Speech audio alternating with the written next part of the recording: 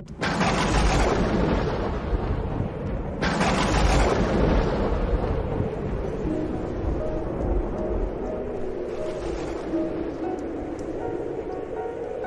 Seigneur soit avec vous. Et avec votre esprit. Évangile de Jésus-Christ selon saint Matthieu. Gloire à toi, Seigneur. En ce temps-là, Jésus disait à ses disciples, « Je vous le dis, si votre justice ne surpasse pas celle des scribes et des pharisiens, vous n'entrerez pas dans le royaume des cieux. Vous avez appris qu'il a été dit aux anciens, « Tu ne commettras pas de meurtre. » Et si quelqu'un commet un meurtre, il devra passer en jugement. Eh bien, moi je vous dis, tout homme qui se met en colère contre son frère devra passer en jugement. Si quelqu'un insulte son frère, il devra passer devant le tribunal.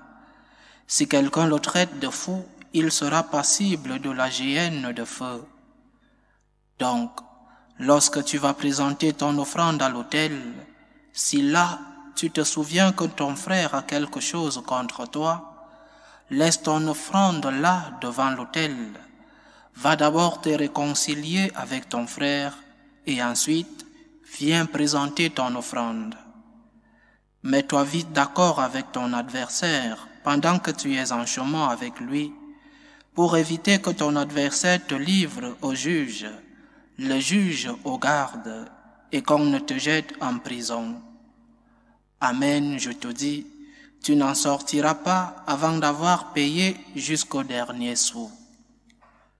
Acclamons la parole de Dieu. Louange à toi, Seigneur Jésus.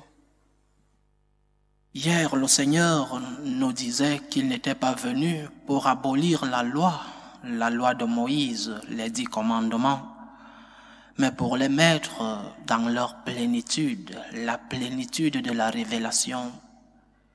Et Jésus-Christ est cette plénitude de la révélation qui a commencé juste après le péché originel, ce que les théologiens appellent l'économie du salut. Ce plan que Dieu a mis juste après, immédiatement après le péché de nos premiers pères.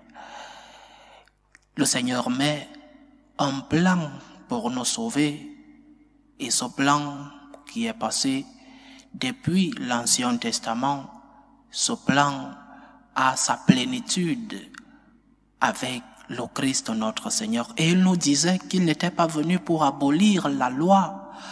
Il n'est pas venu supprimer la loi de Moïse.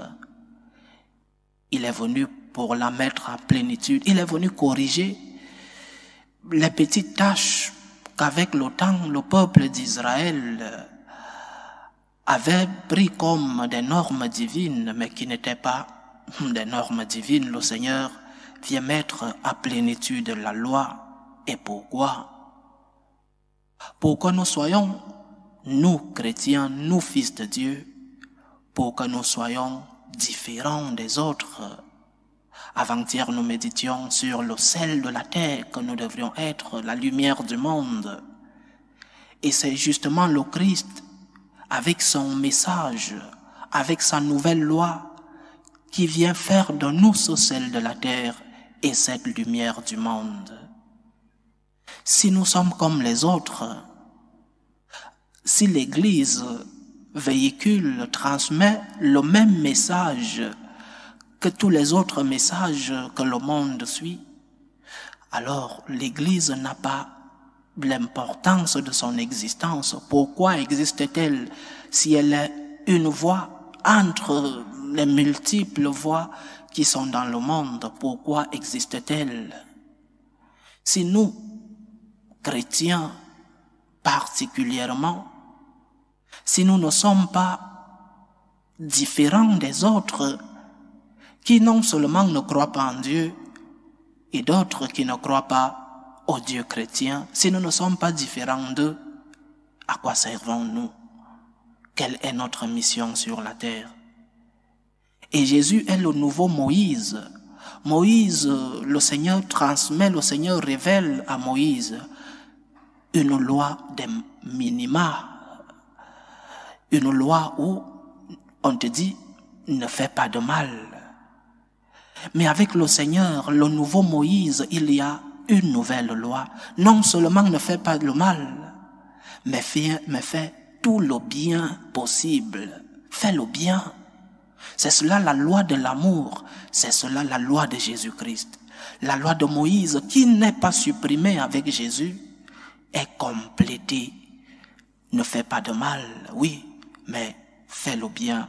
Il ne s'agit pas seulement de ne pas commettre de meurtre, comme le dit l'évangile que nous avons écouté aujourd'hui, mais de pardonner.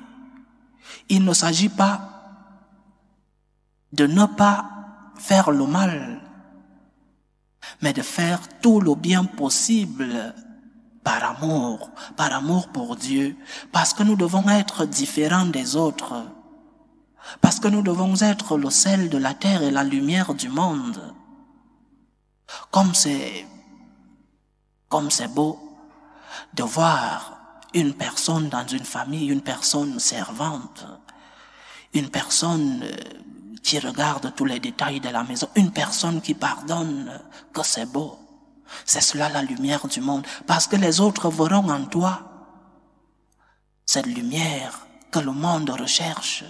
Oui, il y a tant d'idéologies dans notre monde, oui, il y a tant de messages, mais le message chrétien, le message de Jésus-Christ, le message de la plénitude doit être le message qui donne de la saveur à la nourriture qu'est le monde, qui vient donner la lumière dans cette obscurité de nos sociétés.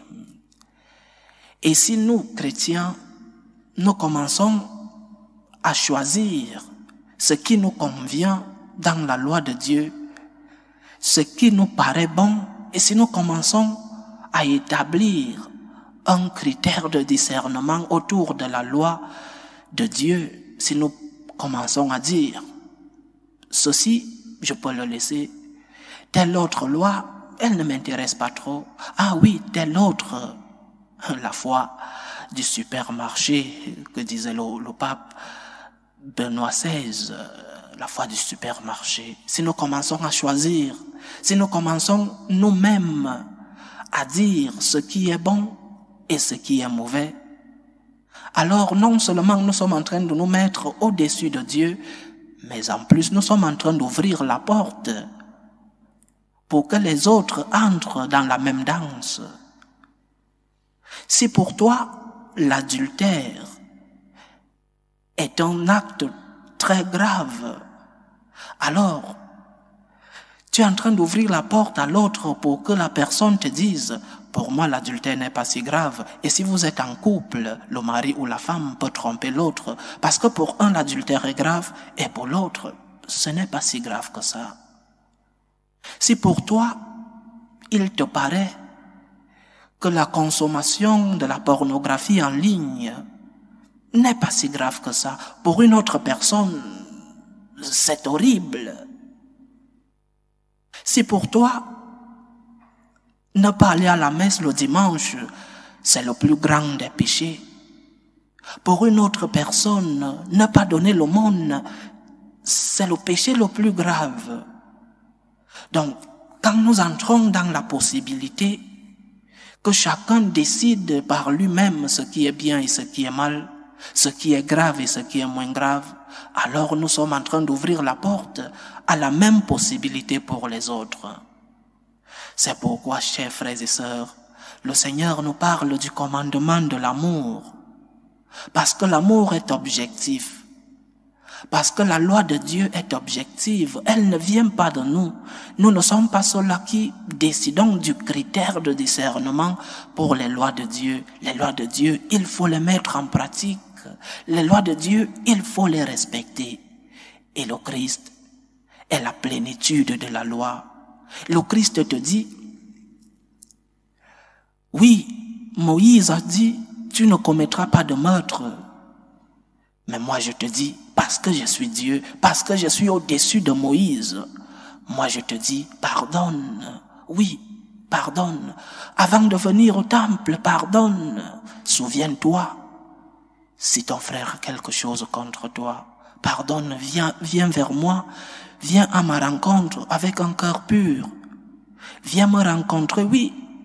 Viens me demander, viens me dire merci, mais avec un cœur pur. C'est cela la loi de l'amour. C'est cela que le Christ veut que nous soyons, chers frères et sœurs. Que le Seigneur nous aide à pouvoir respecter ses commandements, qu'il nous aide à mettre en pratique tous ses commandements. Pas seulement les commandements des minima, mais le commandement de l'amour, qui est le plus grand des commandements que nous avons comme chrétiens. Aime ton prochain, pardonne ton prochain, va vers Dieu, va à la rencontre du Seigneur après avoir réglé les comptes, après avoir cherché la paix, le pardon avec ton prochain. Allons de la loi des minima à la loi des maxima qu'est l'amour. L'amour à Dieu et l'amour pour le prochain. Loué soit Jésus-Christ. À jamais.